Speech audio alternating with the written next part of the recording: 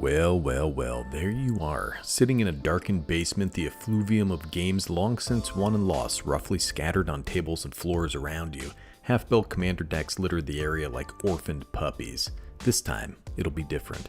This time you'll finish a deck and play with your buddies, a glorious game of Commander, in which some D-ball's gonna counter everything you do anyway, but then they're gonna combo out on turn 4, but at least your deck was humming until then. Well, listen up, dude. The Dragon's getting a reprint. For many people, this is going to be buildable again. I mean, it was $100 for a while, but hopefully the price will come down a little bit. I did a whole video on Dragons and Commander. I'm going to link it here. You should check it out. But that was months ago, man. What's new? The Dragon was first printed in 2017. And a lot of new cards have arrived in the interstitial 6 years or so. There are quite a few enablers and cheaper dragons that go great in an Dragon deck. So let's talk about them. That's why you clicked on this video, right? And see about building an Dragon deck, brother. But first, stick your finger 2 knuckles deep in the like and subscribe buttons. Listen, take it easy though. Don't jam it, alright?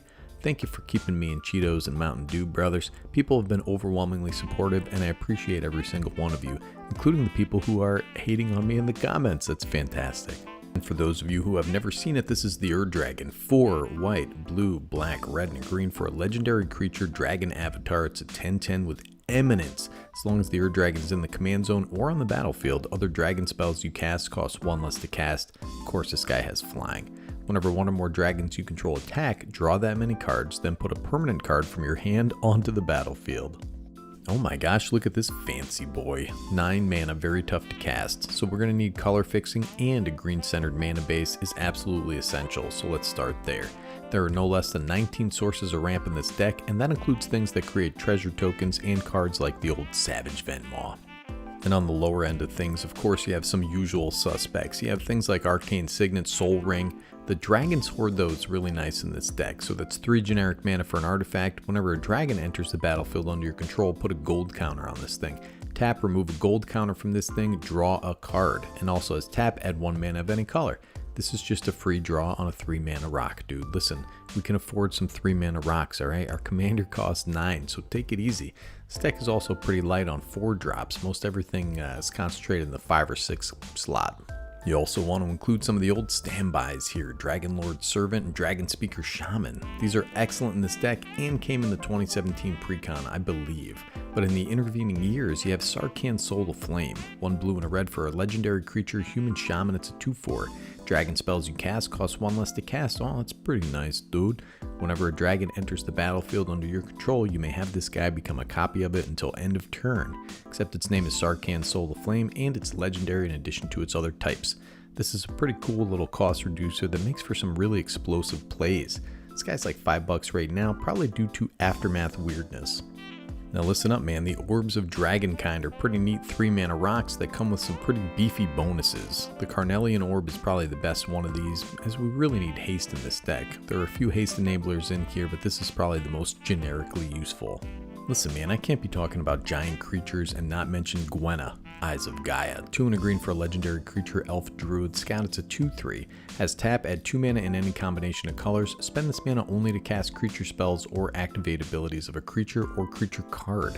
Whenever you cast a creature spell with power 5 or greater, put a +1/+1 counter on this little hottie and untap it.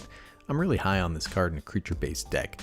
2 mana in any combination of colors can basically cast anything we need to cast, dude. That untap ability is useful when we cast our commander. He comes down and we use that extra mana to power out some other little creature. Ravaz of the Claw, 1 black and a red for a legendary creature, Viashino Warlock. It's a 3/3 with menace. Has tap, add 2 mana in any combination of colors. Spend this mana only to cast dragon creature spells.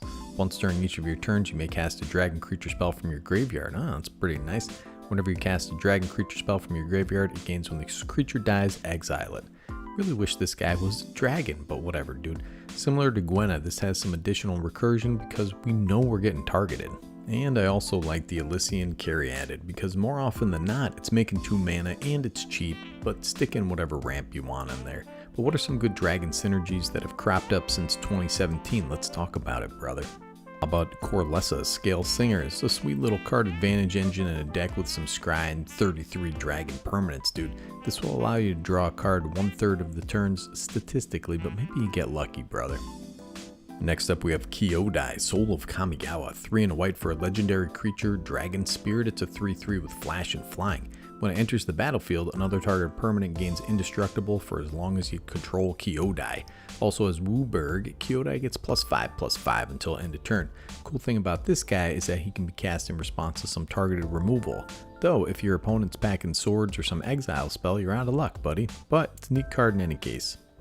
Gotta love this thing, the Dragonborn Champion. 2 red and a green for a creature, Dragon Warrior. It's a 5/3 with tramp stamps. Dude, whenever a source you control deals 5 or more damage to a player, draw a card. Very neat card that crept up to about $6, dude. This is a nice little draw effect. And listen, our game plan isn't to filibuster our opponents to death. We want to be dealing massive flying damage. Speaking of which, look at this guy, the Firkraag, dude. He's a Cunning Instigator, of course. He has 3 blue and a red for a legendary creature, Dragon. It's a 3/3 with flying and haste.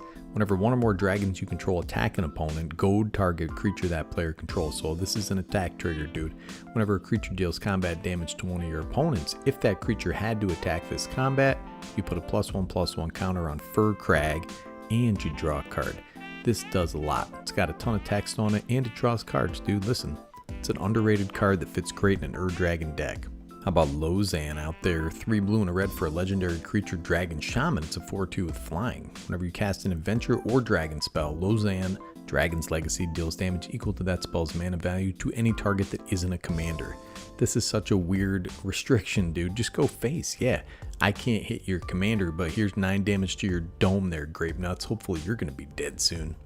And you got old Ganax out there. Ganax makes treasures. He's out there hunting astrals, dude. This guy won't let an astral have any chance at happiness for 5 seconds, dude. He's out there hunting them. Thrakkus the Butcher. 3 red and a green for a legendary creature, Dragon Peasant. Oh, this guy's just a peasant. It's a 3/4 with tramp stamps. Whenever this guy attacks, double the power of each dragon you control until end of turn. This guy has all the meats, dude, just like your old pal Nicky G. I actually don't think this is a fantastic card, but it's a little better than it looks in a dragon deck, dude. Each dragon including himself, so that's a 6/4 on attack. Then you got the old Wrathful Red, dude. Sounds like a chewing gum flavor. 3 red for a creature, Dragon. It's a 5/5 with flying. Whenever a dragon you control is dealt damage, it deals that much damage to any target that isn't a dragon. This is such an underrated card. Listen, if you're going to swing in, this guy makes blocking really hard, dude, because your opponents are going to be like, oh my god, I'm going to get killed if I block, or I'm going to get killed if I don't block, but whatever. Plus any damage-based board wipe is game over, brother. Alright, listen, we're going to pronounce this phonetically. Miirym. Sentinel Worm. 3 green, blue, and a red for a legendary creature, Dragon Spirit. It's a 6/6, has flying and ward 2. Whenever another non-token dragon enters the battlefield under your control, create a token that's a copy of it, except the token isn't legendary. Pretty much an auto-include in any dragon deck at this point, dude. This comes down early, and if it sticks around, it's an incredible snowball in a deck where your dragons are doing a lot. Just like this guy, the old 2-headed Hellkite. 1 and a Wooburg for a creature dragon. It's a 5/5 with flying, menace, and haste. Whenever this guy attacks, draw 2 cards. Eons ago, the Dragon roared. Its descendants still carry Its distended belly still carries the echoes of the multiverse. This is another auto-include, dude. Fantastic cards, about $4. It's even got the Dragon in the flavor text. Probably just a bastard child, just like old Nicky G. Then of course you have the Brainstealer Dragon. 5 black for a creature, Dragon Hoard. It's a 6/6 with flying. At the beginning of your end step, exile the top card of each opponent's library. You may play those cards for as long as they remain exiled. If you cast a spell this way, you may spend mana as though it were mana of any color to cast it. Whenever a non-land permanent an opponent owns enters the battlefield under your control, they lose life equal to its mana value. One of the few black dragons in my deck, this is a pretty good card that gets us our opponent's cards. It says play, so you can steal lands too, don't worry, brother. And last but not least, I wanted to mention this thing, the Earthquake Dragon. 14 and a green for a creature elemental dragon. It's a 10/10. Spell costs X less to cast, where X is the total mana value of dragons you control. Has flying and trample. 2 and a green, sacrifice a land, return this guy from your graveyard to your hand. Getting this guy out for 1 mana feels really good, dude. This is better than it looks, and with Flample, you're on the hype train, brother. So listen, man, lots of new toys for the Dragon. It's a slower deck on a budget due to the tap lands and things like that. Those cost reducers make a great addition. It's always doing something different. Honestly, Firkraag and Miirym kind of make the Dragon redundant. Just go to town with either of those as a replacement commander if you get them in your opening hand. If you want a spring for the bigger, more expensive dragons, go see my Dragons and Commander video. Those haven't really changed. I also did a budget Miirym video that still gets views to this day. So yeah man, 80 bucks. Not including the Commander because it's $50. You can get a pretty decent Dragon deck off the ground just in time for Commander Night, dude. Hey, get out of that basement. You're evolving translucent skin, dude. That's how you know you gotta get outside, get some vitamin D, brother. Snicky G from Better Commander signing off.